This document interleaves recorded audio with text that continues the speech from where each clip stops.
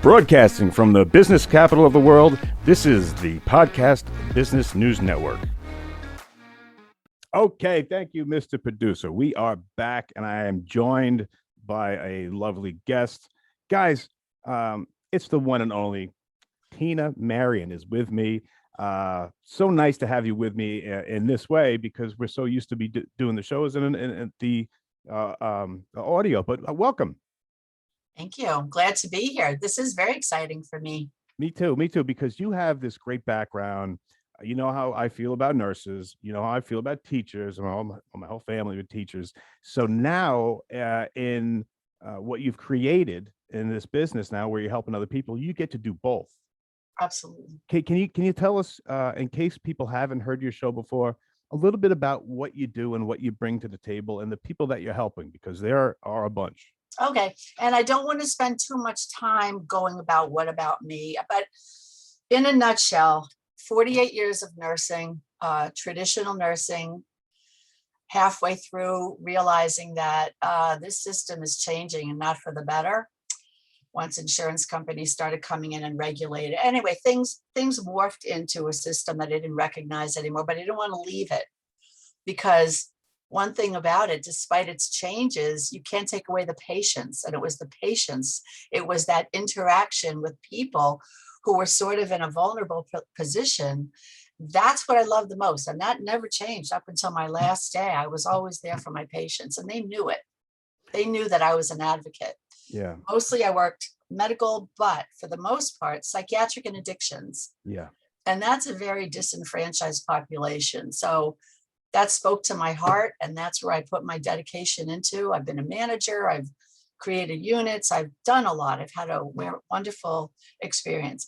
About 15 years ago, I felt this pull to go into the holistic realm. And again, I wasn't taught this in nursing school, didn't know about energy work, was never taught this stuff. Mm-hmm. In fact, if anything, people who were in that kind of alternative tradition were kind of pooed by the medical. Don't pay attention to a chiropractor. They're just quacks. Don't listen to them. Come to us. So, I mean, I saw that. The thing about myself is I think I see things, and I ask questions, and a lot of people don't question. I always ask why. But anyway, to get back to my path, I started throwing myself in 100% to going to conferences, to finding mentors, to taking classes, to learning everything I could about energy work and the alternative system and our, I guess you could say, connection to consciousness. Okay. Like we really are all one. People will say, what are you talking about? Yeah, we are all one, and we are connected to nature because we are natural. And so energy work really spoke to me. And about 15 years ago, I started putting that into motion. I started my own business called Medicine My Way.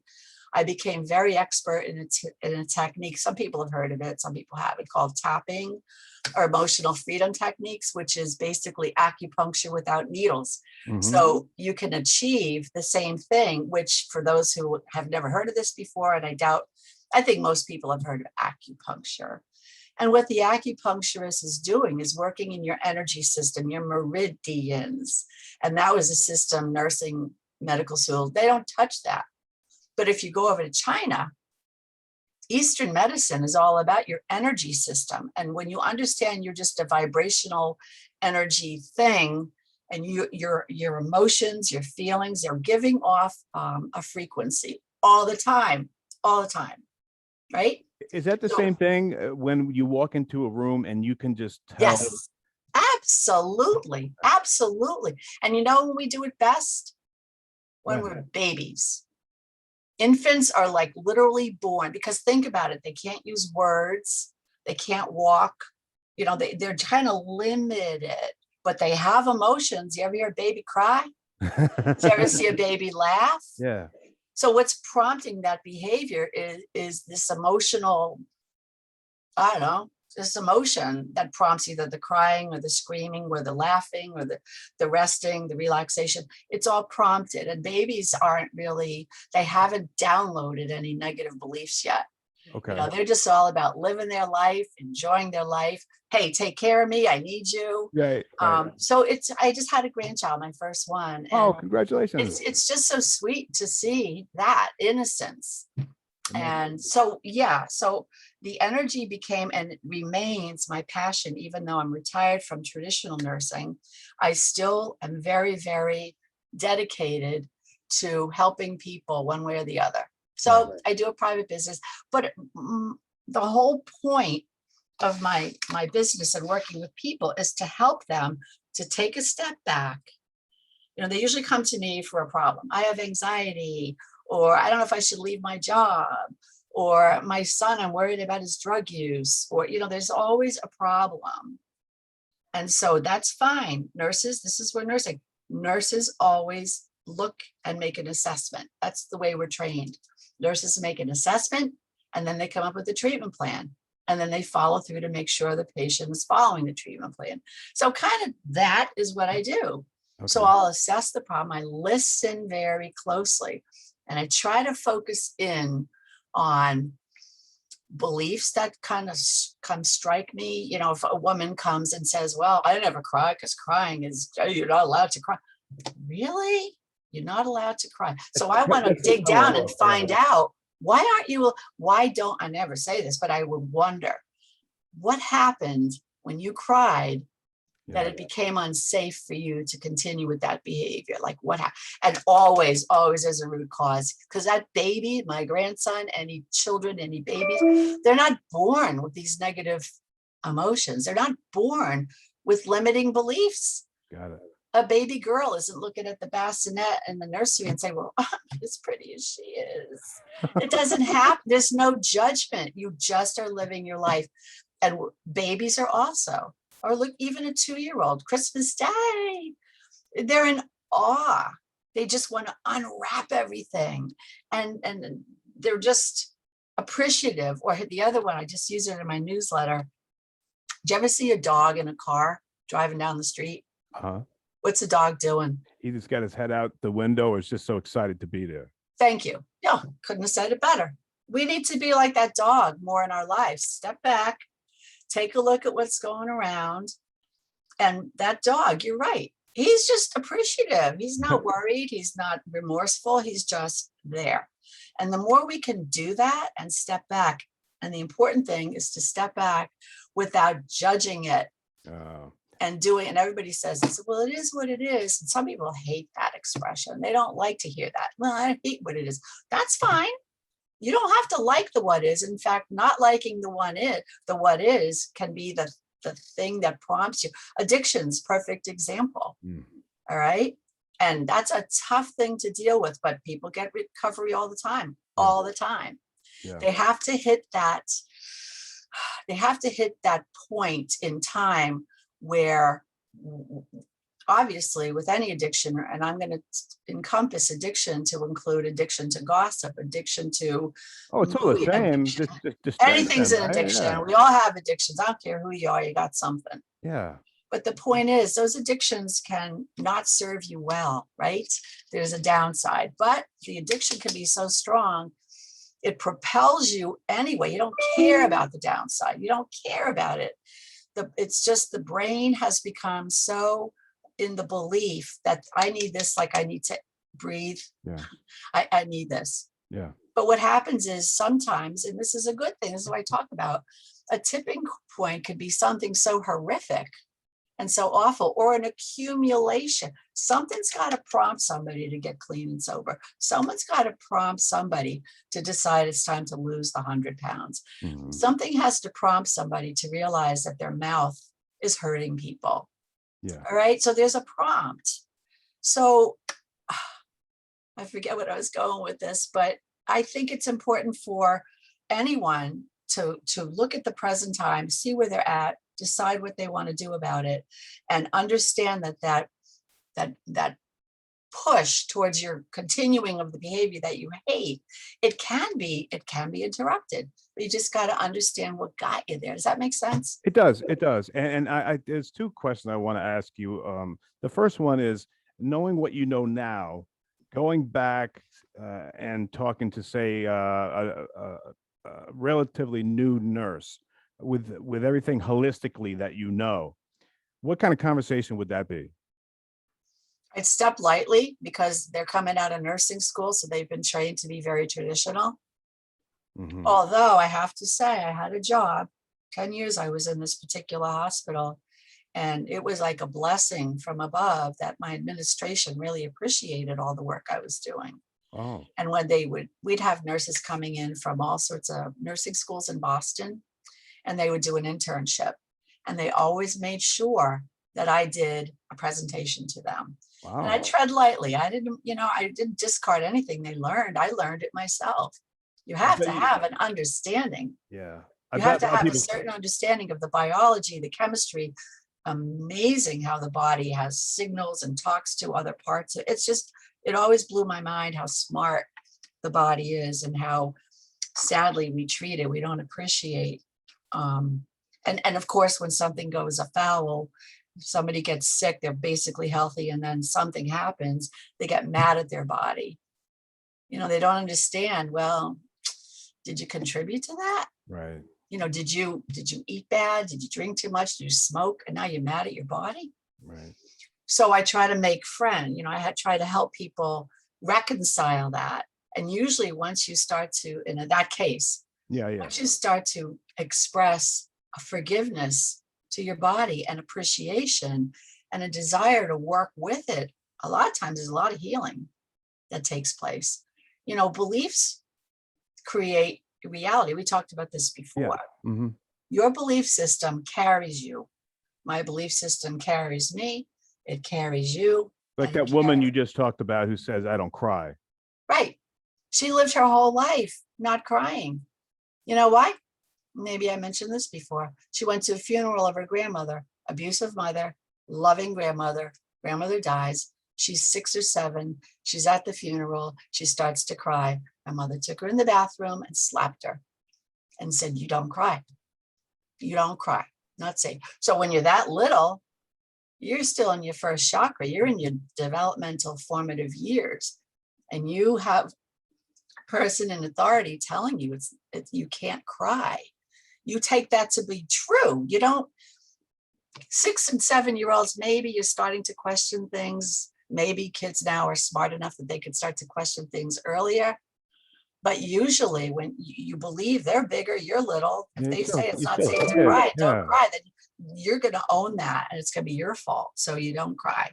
Hmm. Well, let me tell you, we worked together for almost a year, and she did her share of crying, man. We had to dig down a lot, but she had to get back into that little girl who was treated so poorly. And, maybe that belief that it's not safe to cry isn't true. God gave you tear ducts. I don't know about you. I cry at commercials. I'm an easy crier. I cry at everything. Like I have to hold back. The animal commercials, will that do it? Oh yeah. Oh my God. Yeah, Yes. Yes. That they'll too. do that. Well, let me ask you, in your opinion, and your experience and everything that you've done and worked with people, why are we losing our passion from that baby and that the grandson you're talking about?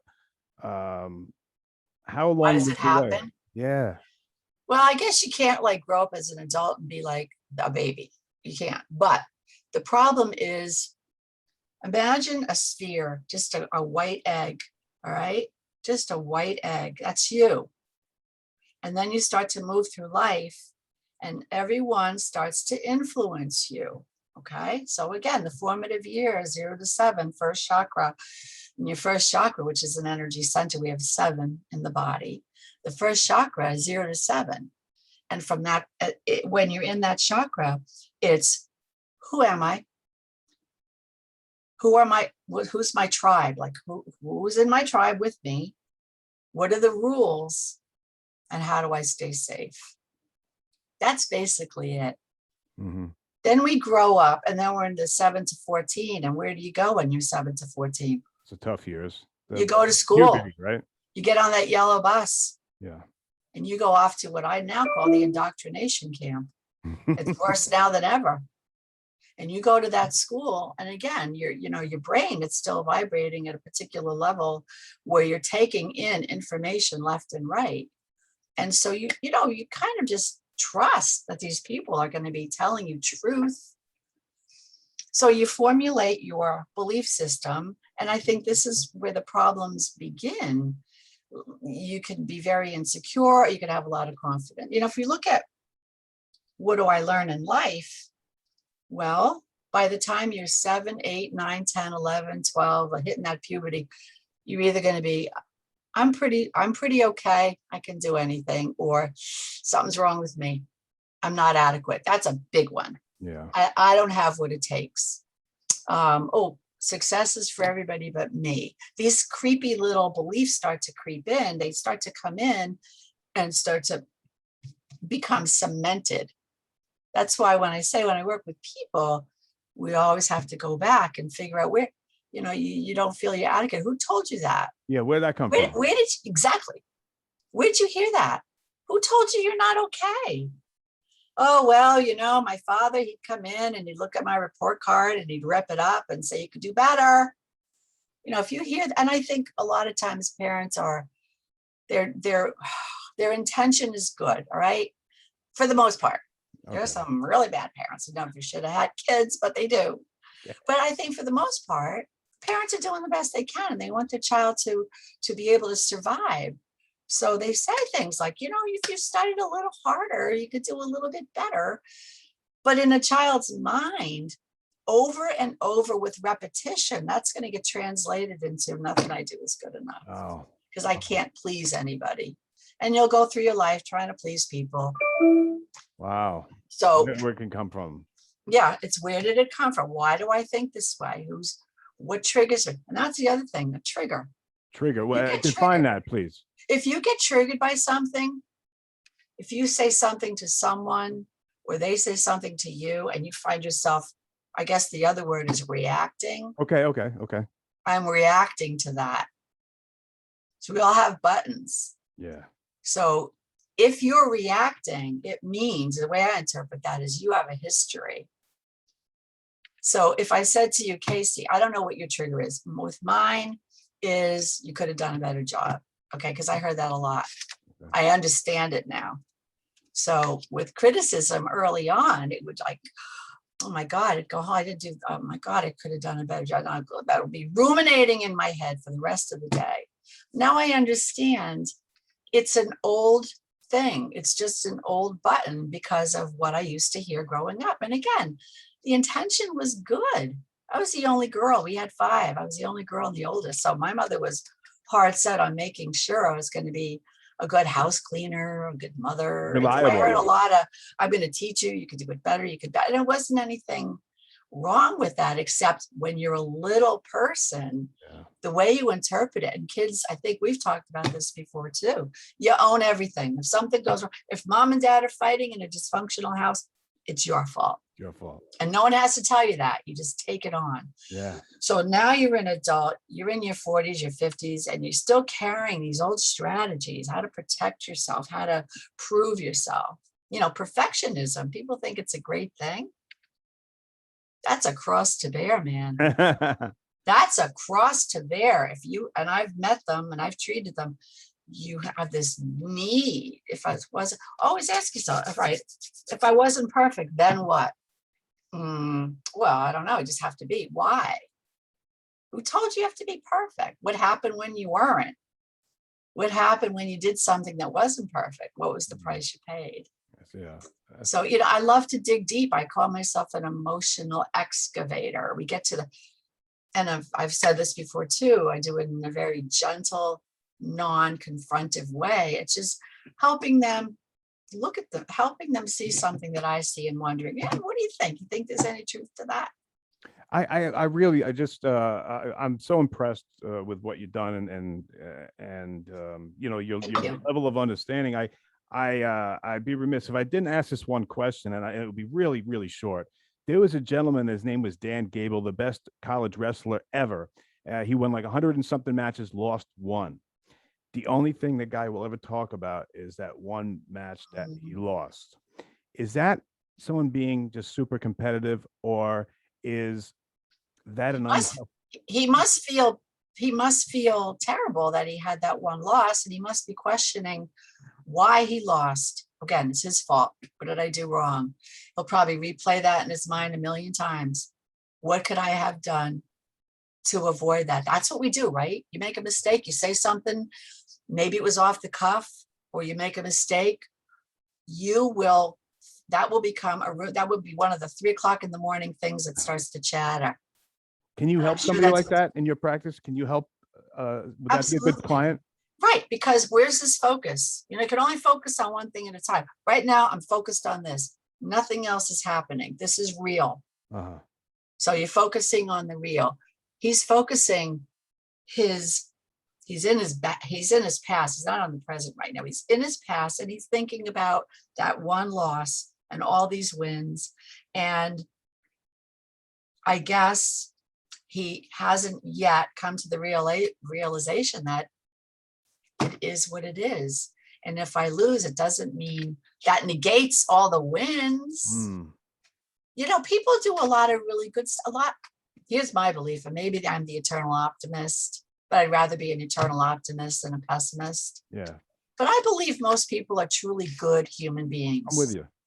Thank you. I do. I give people the benefit of the doubt all the time. A lot of people don't live like that. They're looking to jump on people and judge them. And I just, you don't know if the waitress spills coffee on you in the restaurant, you might get very upset, but maybe she's a mother with 3 little sick children at home, and she's just doing double time. That's the nurse in you talking. That's the nurse, the compassionate absolutely person. Or the driver that cut you off right away. We call them mass holes up here in Massachusetts. It is mass holes, but you don't know why that person is driving fast. Maybe they just got called from an emergency room that their child had an accident. We just don't know. And how dare we be the judge? Right. So my husband and I get into these things all the time because he thinks I'm just too accommodating. I think that's his word. Well, you're like one of those empaths, right? To a degree, but I also have a boundary that I don't allow other people's negativity to come into my aura. Okay. So empaths have I'm not. I am very empathetic.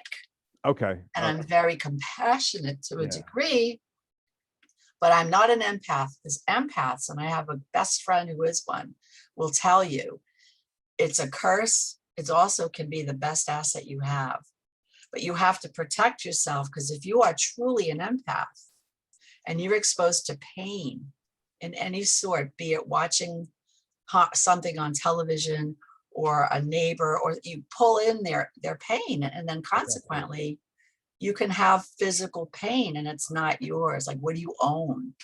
Or you could carry, when I do my clients, I could hear her, and I do hear horrific stuff. But at the end of the session, where I have been completely open-hearted, compassionate, embracing, but now it's over. Now I go back to my life. That's the balance you were referring to before. The what? That's the balance you were referring to before. You have to. And empaths can be they're gifted. They're very sensitive. And empaths will oftentimes have an ability, have a psychic ability to kind of pull in what's going on. And then they get into what's truth and what's not. But compassionate, embracing, loving people, that's my nature. But fortunately, I'm not an empath as far as pulling everybody's pain and then dragging it around with me. Thanks for telling us the difference, because a lot of us don't know the difference. Right. So but I can sense when I'm talking to somebody, and if I'm going to work with someone, I usually do a 30-minute consultation, just to find out, am I good for you? Are you going to work well with me? And if it's not going to work, then we don't even bother. Right. But I could usually sense if they're empaths. I could usually get a really good picture in my head of what's going on, because I've learned to listen. People don't listen. People are talking and they're not listening. They're thinking of what they're going to say next. Yeah. Right. Hey, Mr. Producer, do I have to wrap? I do. We can do questions. All right, next time we'll do them. Okay. We don't have time for questions. Thank you everybody for writing. I will get to you next time. Oh my God, it's that time already. Yeah. Yikes. But Tina, let me give you the last word. Anything you want to leave us with, and then once again, tell us how to get a hold of you. Okay. Another great show. Okay. So understand that your beliefs are in place by the time you're 7. Understand that those beliefs will carry you through your life unless you decide, like bricks, you could rearrange them, or you could get rid of them and build new ones. Off your belief system will come your thoughts. Thoughts just don't come out of anywhere. They have a belief foundation. Those thoughts will produce your verbal, your behaviors, right? Your thoughts will trigger. That's why we have to be careful. And then that will enact your feelings, your emotional content, your feelings, different from your thoughts. Mm-hmm. All right. And then out of that will come your vibration. And since we're all, maybe next time we do this, we'll talk a lot about vibration, vibrational energy. That's energy, is right? The key is the key. Just like a piano, if you have a low C, it has a certain resonance, a frequency, a vibration, and you hit a high C, totally different. Right. So anger is a low C. Anger, and there's nothing wrong with being angry. Sometimes you got to be. That will prompt certain things. But if you're walking around just angry and negative, and all right, that's who wants to be around that? Yeah. Not me. No. But then you find people who are more high C notes, and truly not a pretend, just a real, I don't know, enjoying life and enjoying people and just part of the mix, and understand life is, your body's only here for a certain amount of time. I believe your soul is forever. Mm-hmm.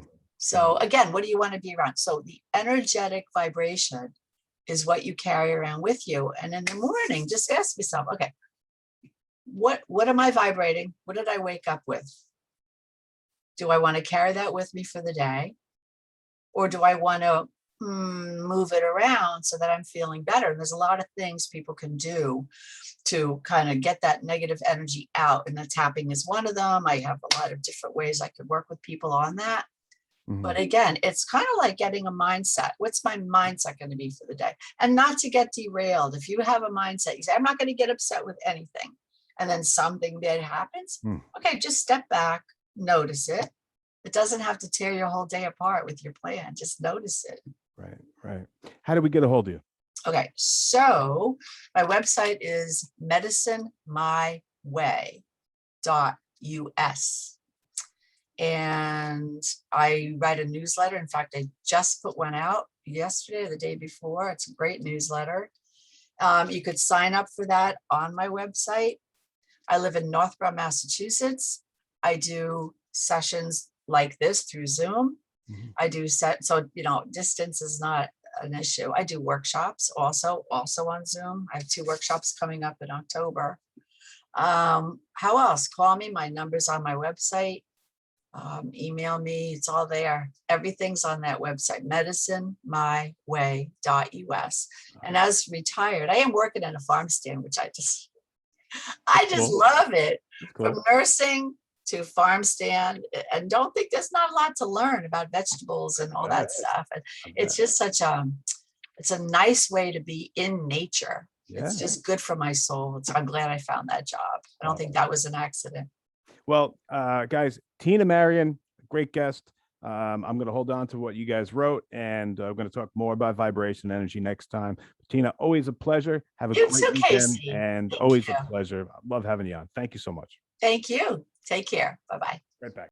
Are you looking for even more of the podcasts and hosts that you love? The Podcast Business News Network is proud to announce that you now have even more ways to listen live. Check out the MyTuner Radio, online radio box, and Simple Radio apps on iOS and Android, or find us online. Search for Business News Network on mytuner-radio.com, or search Podcast Business News Network on streama.com and onlineradiobox.com/US. Take your podcast on the go and don't miss a minute of the action.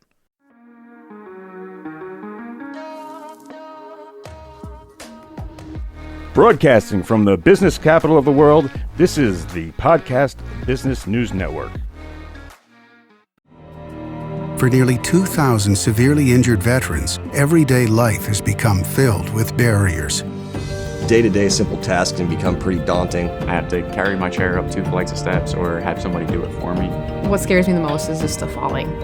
When I'm struggling with my house, I think, to have that one great barrier just knocked down, it's crucial. Home for Our Troops is a wonderful nonprofit that builds a mortgage-free, fully adaptive, handicap-accessible house. And there's no catch. It'll be our very first home that we've ever owned. This is a game changer. This is where your life begins again. We need you to join us in completing this important mission. Please visit hfotusa.org and help build homes and rebuild lives. Because of you, everything's going to be okay.